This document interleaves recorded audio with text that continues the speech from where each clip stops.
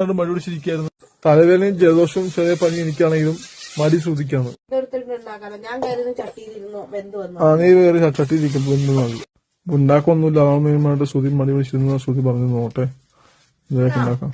സത്യസന്ധമായിട്ടുള്ള കാര്യം പറഞ്ഞപ്പോ ആയിക്കോട്ടെ. നമ്മൾ പോയിട്ട് റവ വാങ്ങാൻ വേണ്ടി പോയത് റവയില്ല. അപ്പൊ പിന്നെ പുട്ടുപൊടി വേണ്ടത് പുട്ടുണ്ടാക്കിയിട്ട് ചെറുപയർ കറി ഉണ്ടാക്കാൻ പ്ലാൻ തിരിച്ചെടുക്കാം. പൈസ പുട്ടുപൊടി എടുക്കാൻ തിരിച്ചെടുക്കാൻ വേണ്ടി പോകും. ഞാൻ തേങ്ങ കുതിച്ച് ചിരണ്ടിക്കൊണ്ടിരിക്കുക. തേങ്ങ ആകുമ്പോഴേക്കും മുളക് കുറിക്കാൻ വേണ്ടി പോയിരിക്കുക. കാന്താര മുളക് കറിക്കിടാൻ വേണ്ടിയിട്ട് അവളെ പറിച്ചു വെപ്പിക്കുക. തേങ്ങ ചിരണ്ടി വെക്കാം. അതായത് നമ്മൾ ഫുഡ് ആയി കഴിഞ്ഞു. കളറൊക്കെ വെച്ച് കളറിട ചെറുപയർ കറിയും ഗോതമ്പൂട്ടാണ് ഫുഡ്. ശ്രുതി ഇവിടെ ഓൾറെഡി കഴിച്ച് പകുതിയായി.